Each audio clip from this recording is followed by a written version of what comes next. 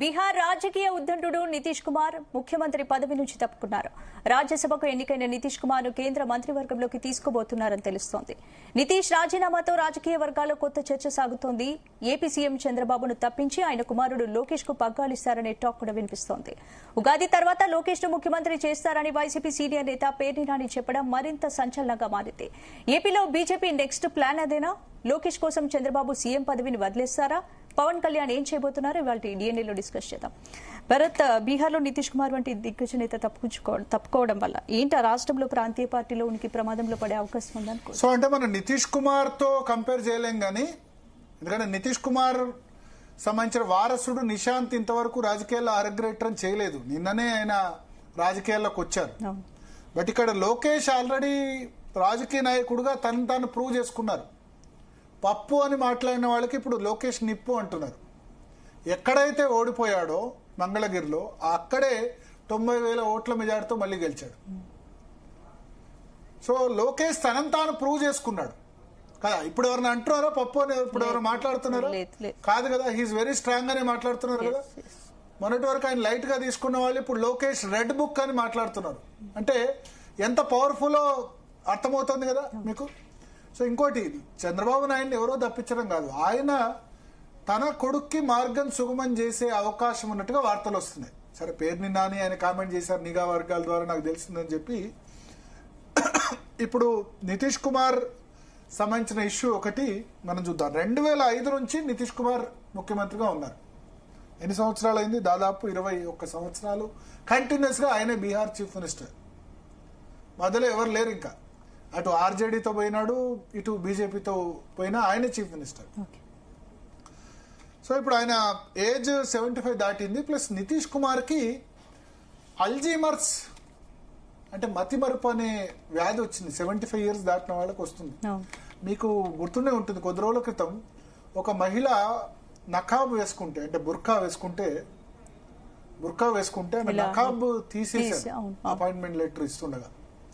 So ఆయన మీకు 2026 మొన్న 2025 నవంబర్లో బీహార్ అసెంబ్లీ ఎన్నికల్లో మొత్తం Narendra Modi face of the campaign అయిపోయినారు. నితీష్ కుమార్ పేరు చాలా లో ప్రొఫైల్ గా ఉంది. ఎందుకంటే ఆయన నితీష్ కు ఇమేజ్ ఉంది కానీ లాస్ట్ 1 year గా పూర్తిగా సైలెంట్ అయిపోయినారు. ఆయన ఎట్లా ప్రవర్తిస్తున్నారో తెలియట్లేదు. ఆయన ఫేస్ ఉంది, బికాస్ మతిమరుపు వల్ల ఇతర విషయాల వల్ల ఆయన చాలా విషయాలు మర్చిపోయాడు, జ్ఞాపక శక్తి కోల్పోయాడు అంటారు. సో ఇప్పుడు బీహార్లో నిజానికి పోయినసారి బీజేపీకి ఎక్కువ సీట్లు వచ్చాయి. పోయినసారి బీజేపీకి 73-74 వస్తే నితీష్ కుమార్కి వచ్చినాయి 43. ఈసారి కూడా బీహార్ అసెంబ్లీలో ఈసారి కూడా బీజేపీకి ఎక్కువ సీట్లు వచ్చాయి. అయినా నితీష్ కుమార్కి ఎందుకు ఇచ్చారంటే, సరే ఎందుకంటే బీజేపీకి 89 వచ్చాయి, జేడీయూకి 85 సీట్లు వచ్చాయి. సో అయినా సరే ఇచ్చారు. ఇచ్చిన తర్వాత తాత్కాలికమే 3-4 నెలల వరకే అని అర్థమైంది. ముఖ్యమంత్రి ఆ విధంగా అంటే జ్ఞాపక శక్తి కోల్పోవడం లేదా ఇతర ఇష్యూస్. అయితే ఆయనకు వారసులు ఎవరు లేరు. ప్రశాంత్ కిషోర్ మొదలు వారసాడు అనుకున్నారు. ప్రశాంత్ కిషోర్ జేడీయూ వైస్ ప్రెసిడెంట్ గా ఉండే. బీహార్లో BJP clean sweep, NDA clean sweep చేసిన తర్వాత నితీష్ కుమార్ అప్పుడు మోడీ ప్రధాని పదవిని వ్యతిరేకించి 2014 తర్వాత 2015లో ఎవరు ఊహించని విధంగా మళ్ళీ ఆర్జేడీతో జతగట్టి నితీష్ కుమార్ గెలిచారు. దాని ప్రధాన పాత్ర ప్రశాంత్ కిషోర్ పోషించారు. కానీ ప్రశాంత్ కిషోర్ తో తర్వాత నితీష్ కుమార్ విభేదాలు వచ్చి ఆయన వెళ్ళిపోయినారు. సో జేడీయూకి ఒక వారసుడు లేడు. అయితే ఇప్పుడు వారసుడు లేడు కాబట్టి ఏం చేస్తున్నారు, నితీష్ కుమార్ రాజ్యసభ పంపించి కేంద్ర మంత్రివర్గంలో తీసుకుంటారు. గతంలో కేంద్ర రైల్వే మంత్రిగా నితీష్ కుమార్ పనిచేశారు. కానీ డైరెక్ట్ గా ఆయన కొడుకును ముఖ్యమంత్రి చేయలేరు కదా. ఆయన రాజకీయాలకే కొత్త, నిశాంత్ అనుభవం ఉండాలి కదా. సో నిశాంత్ కు సరే డిప్యూటీ సీఎం ఇస్తారని చెప్తున్నారు. కానీ ఇక్కడ ఆంధ్రప్రదేశ్ లో చంద్రబాబు నాయుడు తనంతట తానుగా ఆయన తప్పించడం కాదు, ఎవరు బీజేపీ ప్లాన్ అని కూడా కాదు. ఇది బీజేపీ ప్లాన్ అని అయితే నేను అనుకోను. భారతీయ జనతా పార్టీ ప్లాన్ కాదు, ఇది చంద్రబాబు నాయుడు ప్లానే. ఇప్పుడు ఒక విషయం, సోనియా గాంధీ, రాహుల్ గాంధీ ఒక తప్పు చేశారు. 2009లో మన్మోహన్ సింగ్ కు మళ్ళీ ప్రధానమంత్రి పదవి ఇచ్చినప్పుడు, సెకండ్ టర్మ్ వచ్చినప్పుడు కనీసం 2010లో 11లో 1 సంవత్సరం 2 సంవత్సరాల తర్వాత రాహుల్ గాంధీకి ప్రధానమంత్రి పదవి ఇస్తే వేరే విధంగా ఉండేది. కానీ రాహుల్ 10 సంవత్సరాల్లో ఒక్కసారి కూడా కేంద్ర మంత్రి పదవి కూడా చేయలేదు. ప్రధానమంత్రి పదవి వదిలేయండి, కేంద్ర మంత్రి పదవి కూడా ఇవ్వని పరిస్థితి. కేంద్ర మంత్రి కూడా కనీసం హెచ్ఆర్డీ ఏదో మినిస్ట్రీ చేస్తే వచ్చేది, పాలనా అనుభవం వచ్చేది. మొన్న కేటీఆర్ను కేసీఆర్ 2020లో కరోనా సమయం తర్వాత సీఎంగా చేస్తారనుకున్నారు, అది జరగలేదు. So Chandrababu Naidu already 94 to 2004 2 terms chief minister చేశారు. మళ్ళీ 2014లో చేశారు, 15 సంవత్సరాలు ఉన్నారు. ఇప్పుడు ఆల్రెడీ 2 years అవుతుంది, ఇంకో 2 నెలలు అవుతాయి. సో ఆయన వయసు కూడా 70 సంవత్సరాలు. నెక్స్ట్ ఎలక్షన్ వచ్చేసరికి 78 to 79 అవుతారు. 1950లో జన్మించారు, ఇప్పుడు 76 years ఆల్రెడీ. సో వచ్చే ఎన్నికల కల్లా 79-80 years అవుతారు. లోకేష్ ఇమేజ్ మీరు చూడండి, ఇప్పుడు లోకేష్ ఇమేజ్ మీరు చెప్పినట్టు పెరిగింది, కానీ అనుభవం ఉన్న చంద్రబాబు నాయుడు తప్పుకుని నారా లోకేష్ కి బాధ్యతలు ఇస్తే నెగ్గుకు రాగలరా సీఎంగా? డెఫినెట్ గా ఇప్పుడున్న ఆయన పార్టీ మీద ఆయనకు చాలా గ్రిప్ పెరిగింది. పార్టీలో ఇంతకుముందు గ్రిప్ ఉండేది కాదు. ఇప్పుడు మీరు చూడండి, లోకేష్ అందరూ నేతలందరినీ కూడా అన్ని జిల్లాల వాళ్ళని పిలిచి వాళ్ళ కుటుంబ సభ్యులను కూడా పిలుస్తున్నారు. ఎమ్మెల్యేలు, ఎంపీలు, ఎమ్మెల్సీలు, జనసేన, టీడీపీ, బీజేపీ అందరు వాళ్ళని పిలిచి వాళ్ళ కుటుంబ సభ్యులను పిలిచి రోజు విందిస్తున్నారు. దానిలో చంద్రబాబు నాయుడు ఉండట్లేదు, కేవలం లోకేష్ ఒక్కడే. ఇదేంటి యాక్సెప్టబిలిటీ కోసం.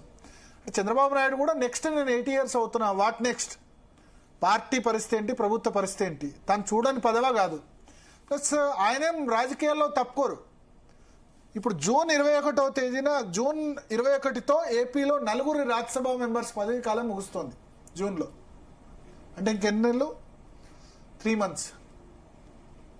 జూన్లో మళ్ళీ రాజ్యసభ ఎలక్షన్స్ ఆంధ్రప్రదేశ్లో జరుగుతాయి. తెలంగాణలో అయింది, ఆంధ్రప్రదేశ్లో మాత్రం ఇంకా 3 monthsలో రాజ్యసభ ఎన్నికలు ఉన్నాయి.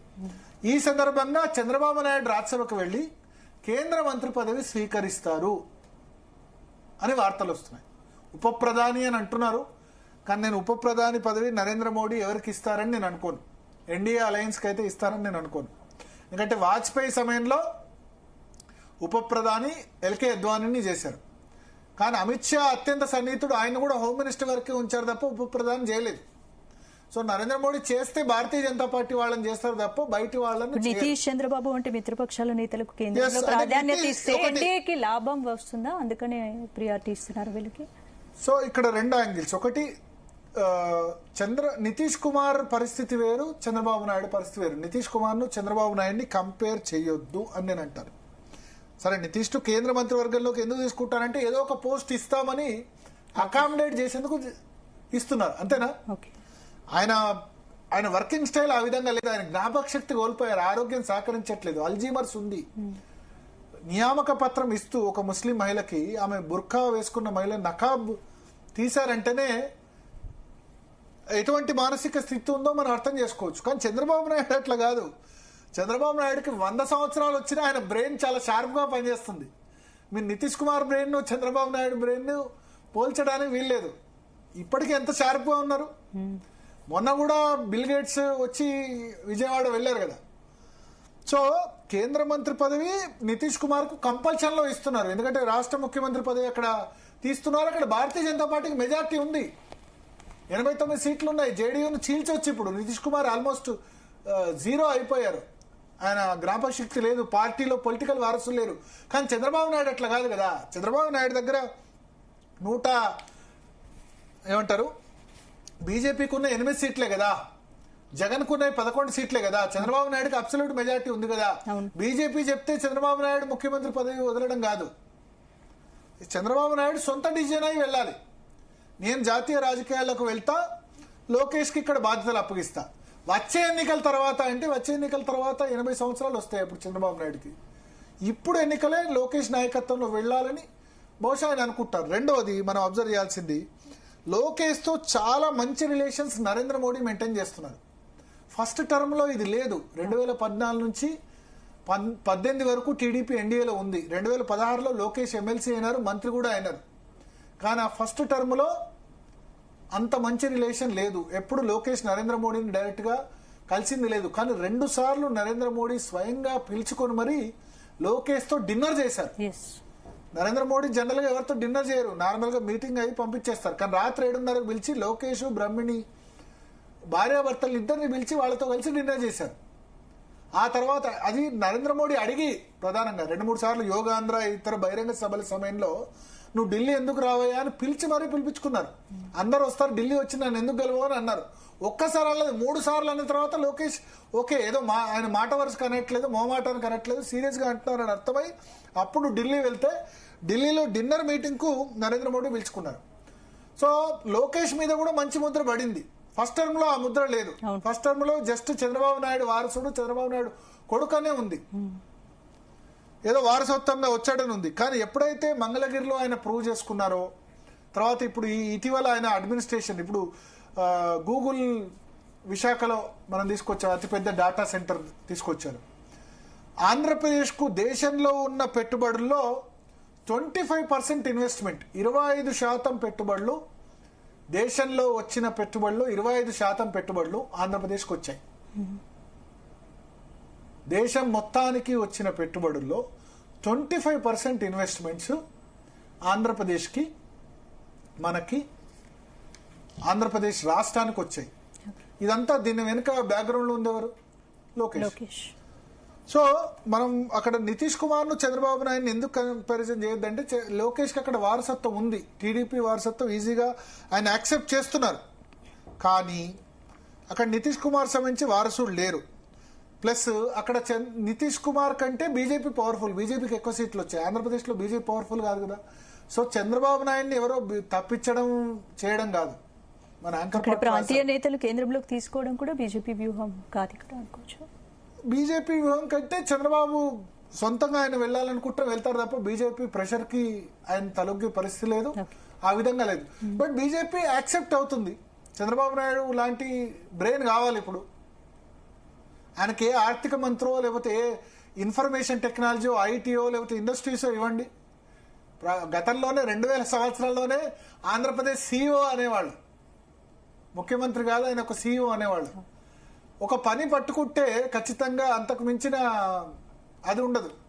వెల్ఫేర్ స్కీమ్స్ అవి సరే ఆయన మిగతా వాటి విషయాల్లో వేరే విధంగా ఉండొచ్చు కానీ, బట్ ఈ విషయంలో ఈ ఇండస్ట్రీస్ లేకపోతే టెక్నాలజీ దీని విషయంలో అందరూ కూడా చంద్రబాబు నాయుడు యాక్సెప్ట్ చేస్తారు. సో ఇక్కడ చంద్రబాబు నాయుడు ఏదైనా జరగవచ్చు, జూన్ లో ఖచ్చితంగా ఏదో ఒకటి జరగవచ్చు. రాజ్యసభకు చంద్రబాబు వెళ్లి కేంద్ర మంత్రి కావచ్చు, ఆ అవకాశాలను లోకేష్ కు సీఎం పదవి ఇవ్వచ్చు. అయితే ఇది చంద్రబాబు నాయుడు ఓన్ డిసిజన్ అయి ఉంటుంది తప్ప బీజేపీ ప్రెషర్ మీద జరుగుతుంది, చంద్రబాబు నాయుడిని ఎవరో తప్పిస్తారన్నది మాత్రం కాదు. అందుకు గ్రౌండ్ వర్క్ లో భాగంగానే మన పవన్ కళ్యాణ్ చంద్రబాబు నాయుడు సమావేశమయ్యారు. పవన్ కళ్యాణ్ కు చంద్రబాబు నాయుడు ఆ విషయం చెప్పారు, లోకేష్ ను నేను చేస్తాను, కోఆపరేట్ చెయ్యి అని చెప్పినట్టుగా తెలిసింది. అయితే ఇప్పటి వరకు ఒక విధంగా చెప్పాలంటే కూటమి బాగుంది, వీళ్ళ మధ్య డిఫరెన్సెస్ లేవు అసలు. 2 సంవత్సరాల్లో మొదట్లో పవన్ కళ్యాణ్ తో సహా డిప్యూటీ సీఎం లోకేష్ చేస్తారన్నప్పుడు కొంత ఏదో అన్కంఫర్టబుల్ అనిపించినా సరే, ఇప్పుడు పవన్ కళ్యాణ్ కూడా సరే లోకేష్ సీఎం అయినా యాక్సెప్ట్ చేస్తా అనే దాన్ని పెద్దగా వ్యతిరేకిస్తారు అని నేను అనుకోను. మేబీ పవన్ కళ్యాణ్ కూడా జాతీయ రాజకీయాల్లోకి వెళ్తారు అని చెప్తున్నారు. ఇప్పుడు ఆ రాజ్యసభ సీట్ ఒకటి జనసేన వస్తే పవన్ కళ్యాణ్ కూడా కేంద్ర మంత్రి పదవికి వెళ్ళిపోవచ్చేమో. మోడీ పవన్ కళ్యాణ్ కూడా అదే విధంగా ఇష్టపడతారు. సో ఇక్కడ ఆంధ్రప్రదేశ్లో ఈ వీళ్ళకి మార్గం సుగమం చేసేందుకు ఈ మార్పులు ఖచ్చితంగా జరగవచ్చు, జరగబోదనైతే మనం అనుకోలేం. అయితే చూడాలి, ఈ రాబోయే 2 నెలలు క్రూషియల్. చంద్రబాబు నాయుడు ఇప్పటికే ఒక నిర్ణయం ఆ దిశగా తీసుకున్నారు అని చెప్తున్నారు. చంద్రబాబు నాయుడు ఆ నిర్ణయం తీసుకుంటే భారతీయ జనతా పార్టీ కూడా వద్దనదు. నరేంద్ర మోడీకి కూడా మంచి అశ్విని వైష్ణవ్ లాంటి వ్యక్తులు ఉన్నారు. హర్దీప్ సింగ్ పురి సరే ఆయన మీద ఎప్స్టీన్ ఫైల్స్ లో వచ్చింది, కానీ బ్యూరోక్రాట్ మైండ్, కొంత రిఫార్మ్స్ ముందుకు తీసుకెళ్లే వ్యక్తులు కావాలి నరేంద్ర మోడీకి కూడా. ఆల్రెడీ మాజీ ముఖ్యమంత్రి కుమారస్వామి హెవీ ఇండస్ట్రీస్ మినిస్టర్ గా ఉన్నారు కర్ణాటకలో. సో ముఖ్యమంత్రుల స్థాయి వ్యక్తులు అక్కడ కూడా అవసరం. శివరాజ్ సింగ్ చౌహాన్ మధ్యప్రదేశ్ ముఖ్యమంత్రి, ఆయన వ్యవసాయ శాఖ మంత్రిగా, రూరల్ డెవలప్మెంట్ శాఖ మంత్రిగా ఉన్నారు. సో అటువంటి స్థాయి వ్యక్తులు అక్కడ నరేంద్ర మోడీ ప్రభుత్వానికి కూడా అవసరం. ఆ విధంగా మార్పు జరగబోతుంది అని అయితే మనకు సూచిక కనిపిస్తుంది. ఏదేమైనా జూన్ లోపు నిర్ణయం తీసుకోవాలి. బహుశా క్యాబినెట్ రీషఫల్ ఈ తమిళనాడు, కేరళ, ఈ 5 రాష్ట్రాల ఎన్నికలు ఉన్నాయి. తమిళనాడు, కేరళ, వెస్ట్ బెంగాల్, పుదుచ్చేరి, మిజోరాం, అస్సాం ఈ రాష్ట్రాల ఎన్నికలు అయిన తర్వాత క్యాబినెట్ రీషఫల్ బహుశా జూన్లో ఉంటుంది. ఆ జూన్ రీషఫల్లోని నితీష్ కుమార్, చంద్రబాబు నాయుడు వీళ్ళందరూ క్యాబినెట్లోకి వెళ్ళి నితీష్ కుమార్ నేతృత్వంలో అక్కడ బీజేపీ రాజ్యసభకు ఎన్నిక కాగానే ఇప్పుడు కొత్త ముఖ్యమంత్రి బీజేపీ అవుతారు. ఇక్కడ కూడా మన ఆంధ్రప్రదేశ్లో కూడా బహుశా నాయకత్వ మార్పు ఉండొచ్చని అనిపిస్తుంది. లోకేష్ సీఎం అవ్వడం దాదాపు ఖాయంగా మనకు కనిపిస్తుంది.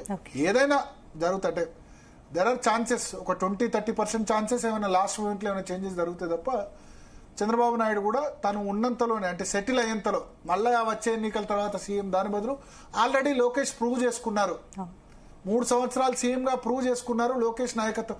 జగన్మోహన్ రెడ్డికి ఇంకా 30 సంవత్సరాల వయసు ఉంది, కానీ చంద్రబాబు నాయుడుకి నెక్స్ట్ 8 years అవుతారు. సో ఒక యువ నాయకత్వం, ఒక జనరేషన్ చేంజ్, కొత్తగా జనరేషన్ ఇప్పుడు జన్ జీ వస్తుంది. సో అప్పుడు నేను నెక్స్ట్ అయితే లోకేష్కి ఇస్తాను బదులు లోకేష్ ఆల్రెడీ 3 సంవత్సరాల్లో ప్రూవ్ చేసుకుంటే రాహుల్ గాంధీ చేయని తప్పు, రాహుల్ గాంధీ, సోనియా గాంధీ అప్పుడు చేసిన తప్పు మళ్ళీ చేయకుండా ముందుకు వెళ్తాలని ఆశిస్తే కనుక ఖచ్చితంగా అది జరుగుతుందని మనం అనుకోవచ్చు. రైట్, ఇక నెక్స్ట్ టాపిక్ లోకి వెళ్ళే ముందు DNA లో 1 more short break. Stay tuned.